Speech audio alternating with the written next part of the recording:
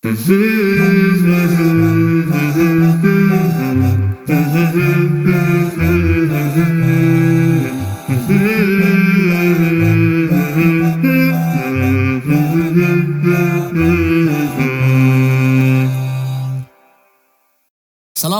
warahmatullahi wabarakatuh. Alhamdulillahirabbil alamin wassalatu wassalamu ala Rasulillahi amma ba'du.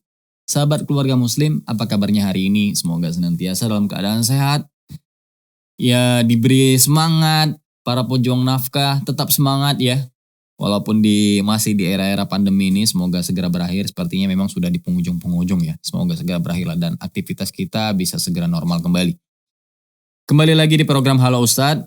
Ada pertanyaan, insya Allah ada jawabannya. Bersama saya Ruci Ardi yang insya Allah akan menemani sahabat keluarga muslim semua selama 30 menit ke depan. Namun sebelum kita bacakan 3 pertanyaan yang seperti biasa akan kita ulas bersama para narasumber kita, saya ingin mengajak kepada sahabat keluarga muslim untuk terus berdonasi ke Salam TV Peduli agar kami bisa terus mengudara di tengah-tengah umat untuk menyampaikan kebaikan.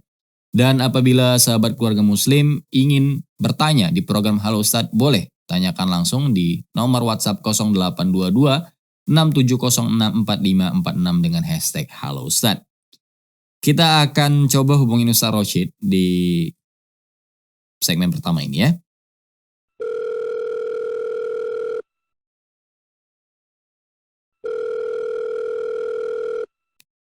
Ya, Assalamualaikum Ustadz.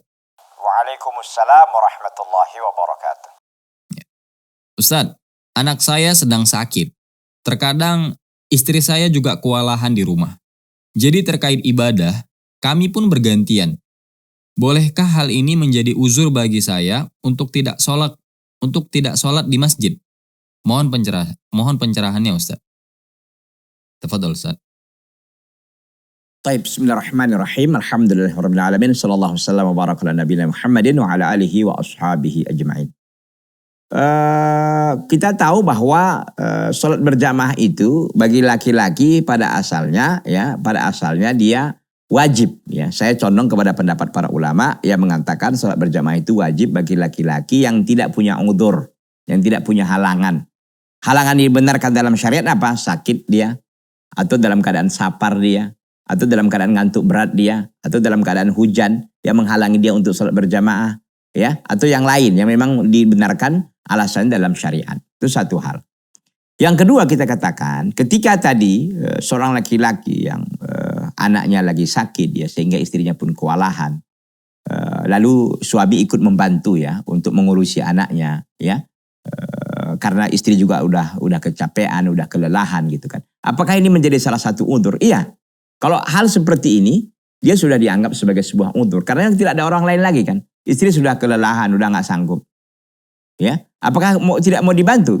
Ya dibantu dong. Dengan dia membantu mungkin dia terlewatkan dengan sholat berjamaahnya. Mungkin dia nanti nggak bisa sholat berjamaah karena kan mungkin jamaah udah selesai di masjid gitu. Sementara dia masih sibuk di ngurusi anaknya. Maka tidak mengapa. Tapi bukan berarti sholatnya ditinggalkan. Enggak ya, tetap sholat di rumah gitu kan. Nggak ada masalah. Selama kan ini juga nggak berlangsung lama kan. Mungkin karena dia selama masih sakit, rewel apa segala, biasalah. Tapi kan nanti kalau beberapa saat kemudian lagi kan, mungkin untuk beberapa hari seperti itu dia, nanti kan selesai lagi. Gitu. Oleh karena itu kita juga menghimbau ya kepada para ikhwan dan akhwat lah ya, agar kiranya juga berusaha semaksimal mungkin untuk dapat juga menjaga kesehatan ya, kesehatan terutama bayinya, terutama anaknya gitu kan. Ini kan bisa jadi sakit mungkin kesehatannya mungkin kurang ya, mungkin juga perawatannya yang kurang bisa jadi gitu. Jadi maksud saya bahwa agar ibadah kita ini lancar, tidak terjadi kendala, ya kita berusaha semaksimal mungkin agar bagaimana kita ini bisa terus beribadah, tidak ada yang kita tinggalkan. Ya, tentu kita berusaha ya. Bisa saja mungkin ada ada peristiwa yang mungkin nggak bisa kita hindarkan seperti tadi umpamanya. Tapi ya sebelum itu tentunya kita berusaha semaksimal mungkin agar tidak ada halangan kita untuk beribadah kepada Allah Subhanahu wa taala. Termasuk masalah anak tadi, termasuk masalah anak. Oleh karena itu kita katakan bahwa ketika memang seperti yang disampaikan, maka tidak mengapa bagi seorang laki-laki untuk dia tidak sholat berjamaah. Lagian juga ini kan sifatnya tentatif ya, sementara saja. Jadi tidaklah selama-lamanya gitu kan dia seperti itu. Ya selama mungkin anaknya masih rewel, istrinya juga mungkin belum sanggup ya karena kecapean, kelelahan, maka dalam perkara ini tidak mengapa. Dan ini diberikan rukhsah dalam agama bahwa seorang itu diberi keringanan untuk tidak ikut sholat berjamaah karena ada kesibukan atau ada hal yang menghalanginya yang dianggap sudah masuk ke udzur syar'i. Kenapa tadi itu? Karena kalau ditinggalkan istri seperti itu dalam keadaan kelelahan, ini kan bisa zalim dia. Bisa zalim dia, anak-anaknya pun nggak terurus kan. Bisa saja membahayakan jiwa orang lain. Gitu. Jadi sikap yang benar dalam perkara ini sudah benar ya. Dikatakan tadi bahwa akhirnya saya terganggu Pak Ustadz, tidak bisa melakukan sholat berjamaah sebagaimana mestinya. Ya meskipun kita harus jujur di sini bahwa jumhur ulama atau kebanyakan para ulama melihat bahwa sholat jamaah itu adalah sesuatu yang sunnah muakkadah, sesuatu sunnah yang sangat dianjurkan. Tapi sebagian lagi mengatakan wajib ya. Kenapa? Karena Nabi SAW tidak memberikan rukhsah kepada seorang yang buta ya. Seorang buta untuk meninggalkan sholat berjamaah. Kenapa? Karena dia mendengarkan nida atau adzan. Subhanallah. Oleh karena itu kita katakan dalam kondisi seperti tadi dan itu sifatnya sementara, silakan gak ada apa-apa. Tinggalkan sholat berjamaah tapi tetap sholat di rumah dan itu hanya sementara kan. Nanti setelah selesai itu lagi masalahnya, dia bisa seperti sholat biasa untuk ikut berjamaah dengan kaum muslimin di masjid. Wallahu ta'ala alam. Iya, syukran jazakallah khairan Ustaz Rashid atas penjelasannya ya. Jadi teman-teman, boleh ya kalau itu menjadi uzur bagi kita apabila memang situasi di rumah tidak memungkinkan apabila kita tinggalkan gitu ya. Namun kalau situasi udah normal kembali, anak kita sudah sehat dan memang seperti biasanya lah normal kembali ya. Nah, ini harus balik lagi aktivitas seperti biasa ya, sholatnya di masjid bagi laki-laki ya. Dan hal ini memang terkadang sering ya, apalagi yang masih punya anaknya masih bayi ya, apalagi baru lahiran ya, kewalahan mungkin, istri juga masih sulit untuk melakukan aktivitas seperti biasa, ya ini bisa menjadi uzur bagi kita. Semoga dimudahkan ya. Baik sahabat keluarga muslim, nanti kita akan lanjut di segmen yang kedua, namun setelah jeda berikut ini. Jangan kemana-mana, tetap di Halo Ustaz. Bagaimana caranya agar kita mendapatkan keturunan yang soleh dan solihah?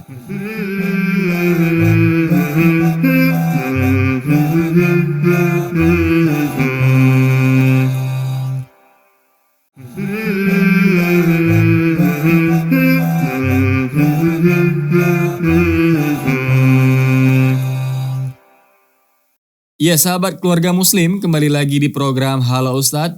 Ada pertanyaan, insya Allah ada jawabannya. Tadi kita sudah mendengarkan satu pertanyaan dan jawaban dari Ustadz Rashid ya. Masya Allah sekali. Jawabannya memang Islam itu sangat mudah ya. Banyak sekali yang memberikan kemudahan bagi kita.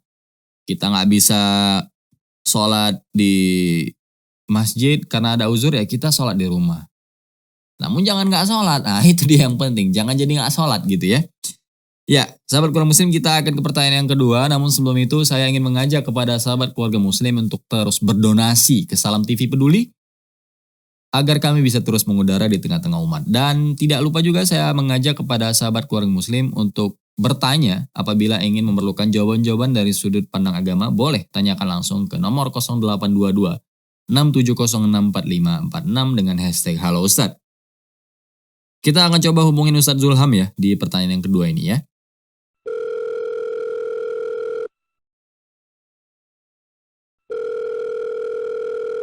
Ya, Assalamualaikum Ustadz. Waalaikumsalam warahmatullahi wabarakatuh. Ya, kaifa haluk Ustadz? Khair, alhamdulillah, baik, alhamdulillah. Ya, semoga selalu sehat ya Ustadz. Allahumma amin. Ustadz, ana ingin menikah. Tentu setelah menikah nanti ingin mendapatkan keturunan yang soleh. Namun sebelum sejauh itu ana perlu persiapan Ustadz. Bagaimana caranya agar kita mendapatkan keturunan yang soleh dan solihah? Syukran Ustadz, barakallahu fikum. Fadal Ustadz. Baik, barakallah. Kaum muslimin dan muslimat rahimani wa rahmakumullah. Semua orang ketika dia ingin menikah ataupun sudah menikah mengidamankan atau mengharapkan keturunan yang soleh dan solehah. Ini semua harapan kita. Dan orang beriman juga seperti itu. Maka di antara doa mereka ialah Rabbana hablana min azwajina wa dzurriyyatina qurrata a'yun waj'alna lil muttaqina imaman. Ya Allah, ya jadikanlah anak istri kami dan anak-anak keturunan kami itu penyejuk mata kami. Semua ingin mendapatkan keturunan yang saleh dan salehah. Tapi perlu kita pahami bahwa keturunan yang saleh dan salehah itu dimulai dari diri kita. Dimulai dari diri kita. Kalau kita mau mendapatkan keturunan yang saleh dan salehah, dimulai dari diri kita. Solehkan terlebih dahulu diri kita. Baikkan terlebih dahulu diri kita. Dengan cara kita sholat, ya kita jaga juga puasa Ramadan, kita memperbanyak ibadah, membaca Al-Quran, bersedekah, ya zikir kepada Allah Subhanahu Wa Taala. Ini yang harus kita pertama kali butuh sekali memperbaiki diri kita sendiri. Kemudian yang kedua, ya kalau kita ingin mendapatkan anak-anak yang saleh dan salehah, cari bibit ataupun cari tempat, ya atau kita katakanlah istri, ya istri yang salehah juga. Cari istri yang salehah juga. Kitanya sudah baik, berusaha taat kepada Allah Subhanahu Wa Taala, menjauhi maksiat, kemudian cari istri yang baik pula, istri yang salehah. Dan banyak sekali pepatah Arab mengatakan, ya al-ummu hiyal madrasatul ula. Ibu merupakan sekolah yang pertama bagi anak-anak mereka. Kalau kita ingin anak-anak yang baik dan soleh, maka ibunya harus baik juga. Karena ketika kita bekerja, ibunya masih bisa menjaga anak-anak dan mendidik mereka dengan pendidikan yang baik dan pendidikan yang agama. Pendidikan agama yang baik. Ya ketika seorang ibu itu juga soleh. Jadi ya dua poin ini sangat penting. Ayahnya atau laki-lakinya soleh, ya suami soleh, kemudian istrinya juga solehah. Barulah ketika nanti ya Allah Azza wa Jalla karuniakan kepada mereka anak, disinilah kewajiban mereka berusaha bagaimana memberikan pendidikan agama kepada anak-anak mereka. Ini juga penting. Kalau orang tuanya soleh, ayahnya soleh, tapi mereka nggak peduli dengan pendidikan si anak. Mau main-main entah sama siapa, mau sekolah entah di mana, ya nggak memilihkan tempat sekolah yang baik dan bagus akhlaknya, ya para santrinya ataupun para murid-muridnya, maka si anak pun bisa jadi rusak, ya karena nggak diperhatikan lingkungan dia. Maka lingkungan juga sangat penting untuk memberikan anak-anak itu atau mencetak generasi-generasi yang soleh dan solehah. Nah ini sudah terwujud, ayahnya sudah soleh, mamanya juga soleh, anak juga sudah diusahakan untuk ya sekolah di tempat-tempat yang baik, yang bisa ya mencetak anak-anak yang soleh ataupun untuk mendidik mereka, juga membuat mereka manusia yang berkarakter, berakhlak mulia. Bagaimana selanjutnya? Perbanyak doa kepada Allah. Ini juga penting. Setelah kita berusaha, maka kita berdoa kepada Allah Subhanahu Wa Taala agar Allah memberi hidayah kepada anak kita, menjadikan mereka anak-anak yang soleh dan solehah. Nah inilah beberapa trik ataupun tips dan cara agar kita bisa mendapatkan anak yang soleh dan solehah, yang diawal dengan kita harus memperbaiki diri, kerjakan perintah Allah dan jauhi larangan-larangannya, kemudian carilah pasangan ataupun istri yang solehah juga.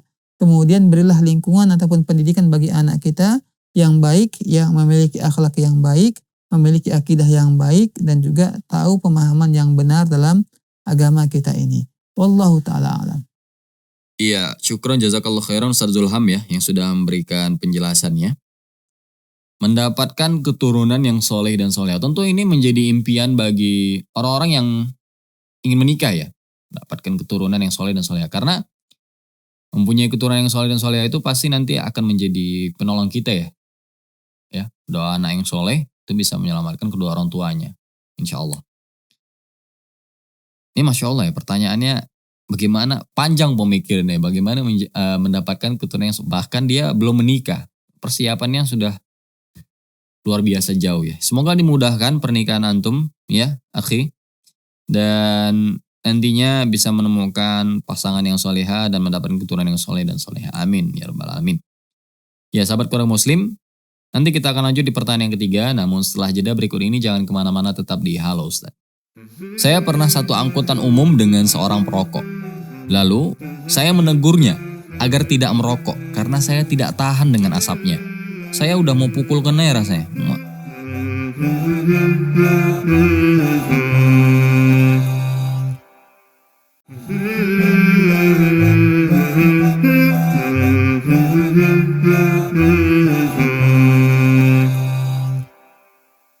Sahabat keluarga muslim, kembali lagi di program Halo Ustadz. Ada pertanyaan, insya Allah ada jawabannya.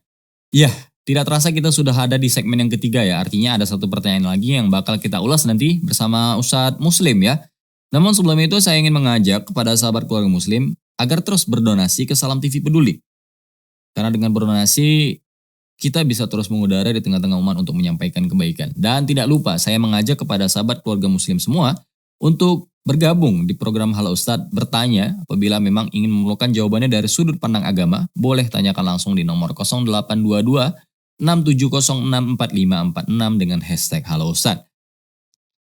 Kita akan coba hubungi Ustadz Muslim ya di pertanyaan yang ketiga.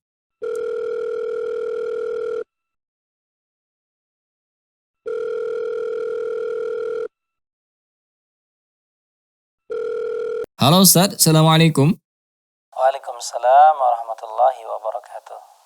Iya, Ustadz, saya pernah satu angkutan umum dengan seorang perokok.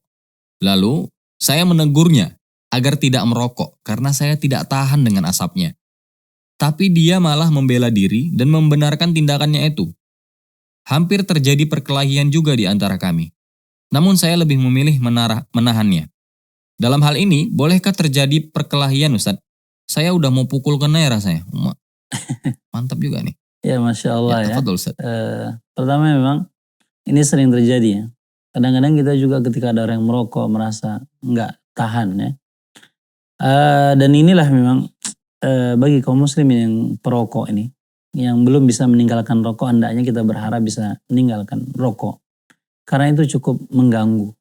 Baik mengganggu bagi kesehatan kita sendiri secara pribadi. Maka kata para ulama, wala tuluku aidikum ila tahlukah. Jangan kemudian kita mencampakkan diri kepada kebinasaan.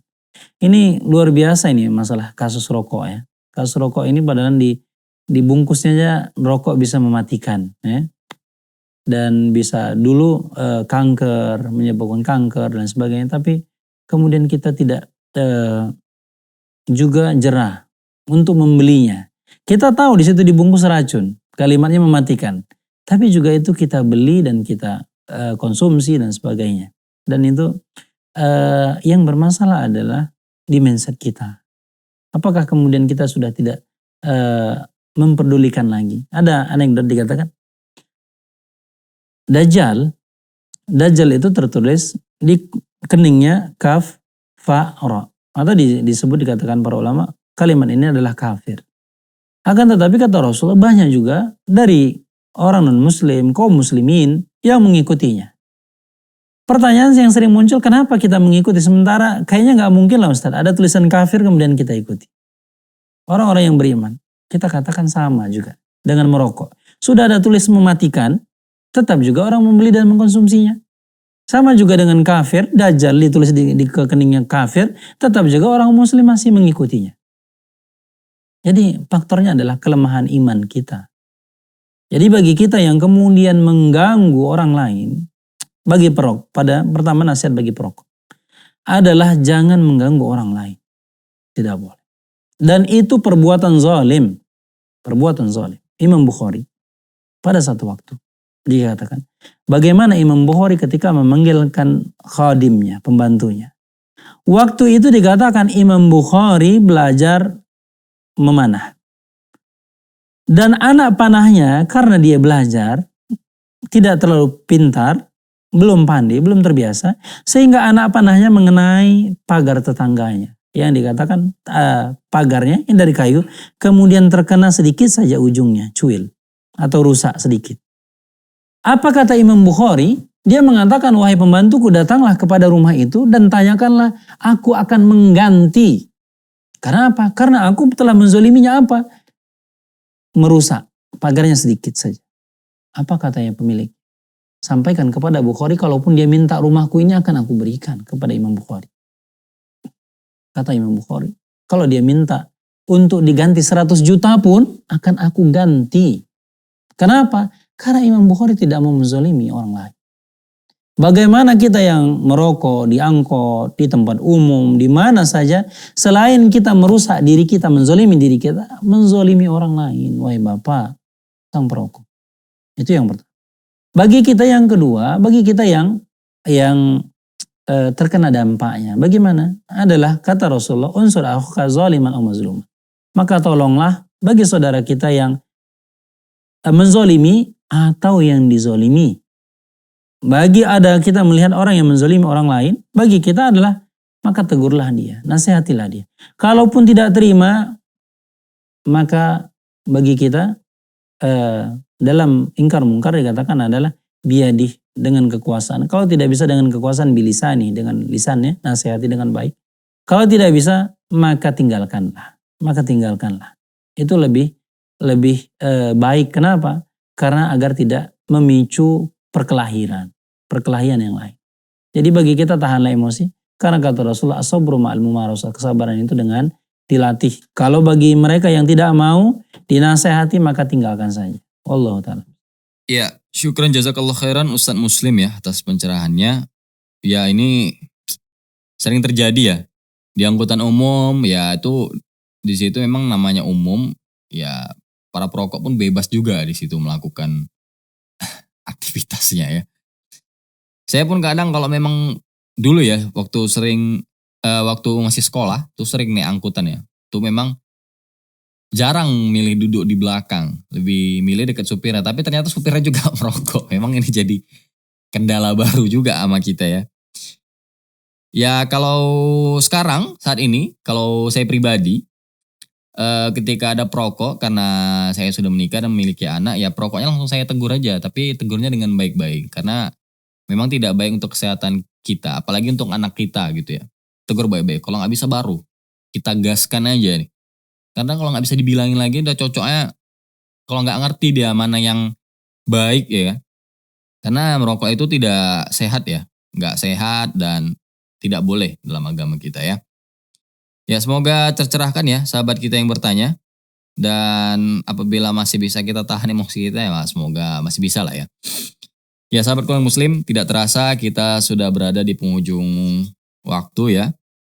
Namun sebelum kita akhiri, saya mengingatkan kembali kepada sahabat keluarga muslim untuk terus berdonasi ke Salam TV Peduli agar kami bisa terus mengudara di tengah-tengah umat untuk menyampaikan kebaikan. Dan apabila sahabat keluarga muslim ingin bergabung di program Halo Ustadz, boleh tanyakan lewat telepon, chat, ataupun video, kirim ke WhatsApp 0822 67064546.